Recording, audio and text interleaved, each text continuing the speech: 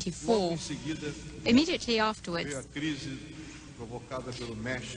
in order to implement these recipes were such that in just 1 month we lost $10 billion by about 18 or 20%. But in 1997, the same recipe, and this is what we did. We increased interest rates, which reached more than 30% a year.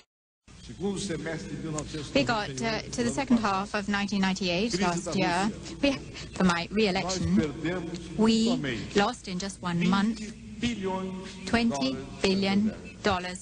Then the elections came. Perhaps if the elections had come a few months were devastating. In January of this year, the real was devalued by about 40%. Level of 50% this year. Again, the interest rates went to 45%. I'd like to ask you, until when are we going to have?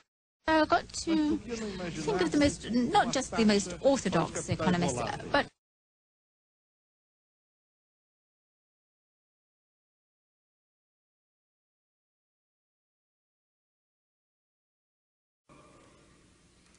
I don't think we have studied enough what each other has done and how it might relate to our own experience. For example, in the countries here represented, taking Brazil to the side a moment, just let's take the EU and the US and Canada.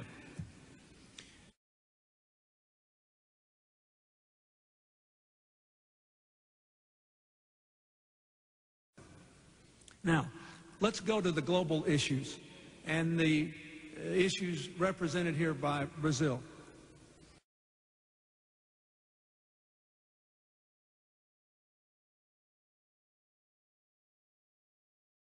And I would like to talk very briefly about, 1, international institutions, 2, what the countries, the emerging economies themselves have to do,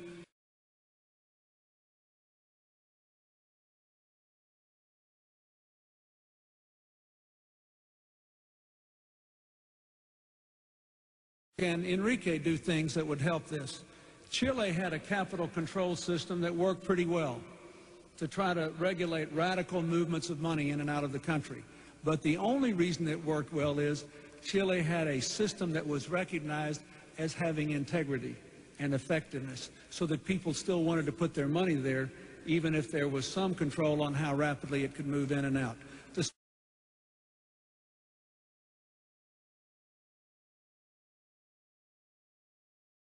Governments have to have good, honest financial systems.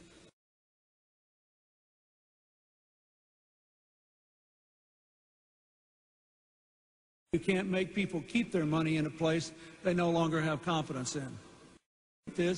In most developing countries, governments are too weak, not too strong.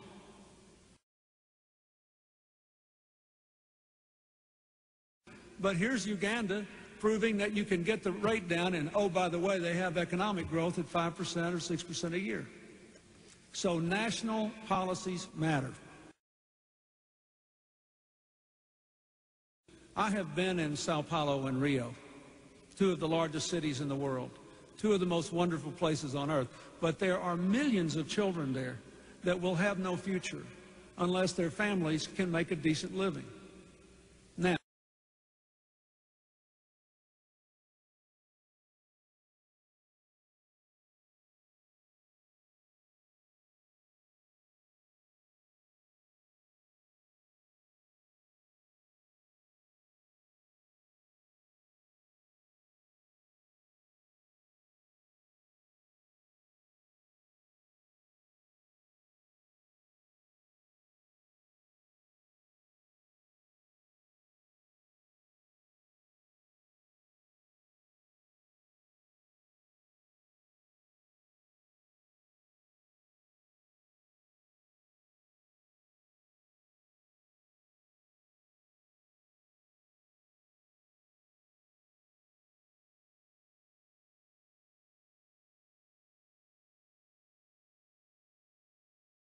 eu agora queria chamar a jornalista Sandra Coutinho, da Globo News. Sandra. I suggest that you use this sweatshirt in a soccer game, please. We need all the help we can get. Eu sugiro, presidente, que o senhor use essa camiseta num jogo de futebol. Precisamos de toda a ajuda. Bom, se o Brasil estiver jogando contra os Estados Unidos, não poderei fazer isso.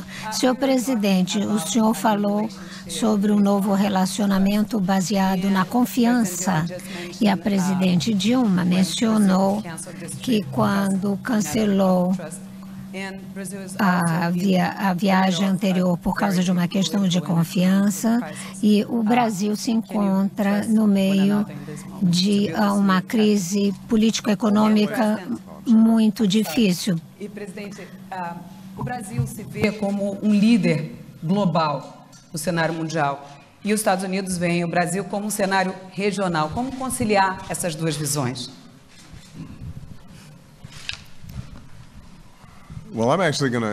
Eu vou responder em parte a pergunta que você acabou de fazer. Presidente, nós encaramos o Brasil como um poder mundial, não regional.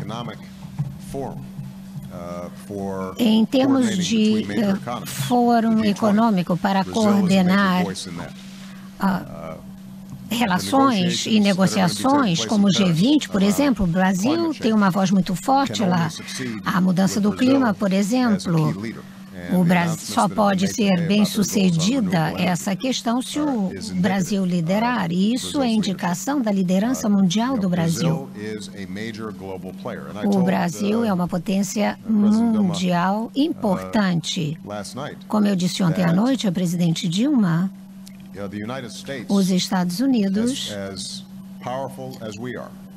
por mais poderosos que sejam, interessados como somos em resolver uma gama enorme de questões mundiais, não podemos fazê-lo sozinhos. Por exemplo, saúde global, não seremos bem-sucedidos a não ser que trabalhemos com o Brasil e outros países importantes na identificação de, por exemplo, de um surto de uma doença, como evitar que se torne uma pandemia. Se quisermos sucesso em mudança do clima, na luta contra o terrorismo, na erradicação da miséria, da extrema pobreza no mundo, precisamos de parceiros, e o Brasil definitivamente é um parceiro indispensável nesses esforços. Em relação à confiança, eu diria que a presidente Rousseff e eu temos tido um excelente relacionamento desde que ela tomou posse. Eu tenho plena confiança nela. Ela sempre foi muito franca comigo e honesta em relação aos interesses do povo brasileiro e como podemos trabalhar juntos. Ela mostrou resultados naquilo que prometeu. No Panamá, discutimos os acordos de cooperação em defesa que foram mencionados. Ela conseguiu que o Congresso os aprovasse. Alguém com a experiência que eu tenho com o Congresso, eu sei que isto não foi tarefa fácil, e ela usou o capital político nesse sentido, que indica a confiabilidade da parceira que ela é. Portanto, esta reunião ou estas reuniões que tivemos durante a semana baseia-se em vários passos que levarão a mais progresso. Ainda há diferenças entre os nossos países.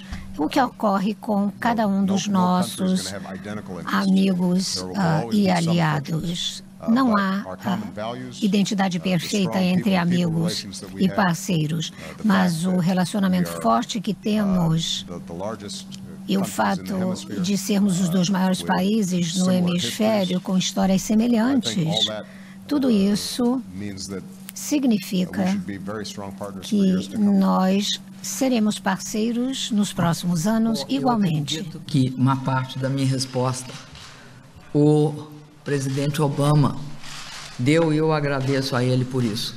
Mas eu queria fazer uma consideração.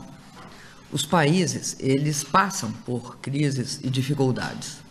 O fato de passarem por crises e dificuldades não pode implicar em que haja qualquer diminuição do papel de um país. Até porque um país só é, de fato, um grande país se ele é capaz de superar as dificuldades. Isso vale para países, para pessoas, vale para tudo. A coragem de superar dificuldades, enfrentá-las e ter, de fato, o compromisso com o seu povo e o seu país, mas também com o relacionamento com países como os Estados Unidos e com o resto do mundo é algo fundamental. Então, eu acredito que o Brasil e os Estados Unidos têm muito em comum. Nós somos países que tiveram uma marca que nós lutamos para superar, que é a marca da escravidão. Nós somos países com grandes populações negras. Nós somos países com multidiversidade étnica, cultural, e esse é talvez dos nossos grandes patrimônios, e acho que os Estados Unidos também. E somos democracias muito fortes. O Brasil, eu tenho certeza, assim como os Estados Unidos, eu saudei hoje o presidente Obama por ter superado a crise que atingiu o país em 2008, 2009, o Brasil também vai superar os efeitos dessa crise que recai agora sobre ele.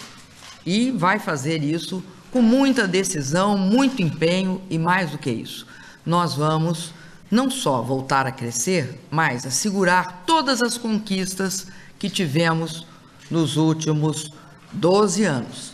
E, além disso, fazer com que essas conquistas se multipliquem. Nós queremos, de fato, construir um grande país de classe média. Acho que a redução da desigualdade foi uma conquista e nós temos de lutar para preservá-la.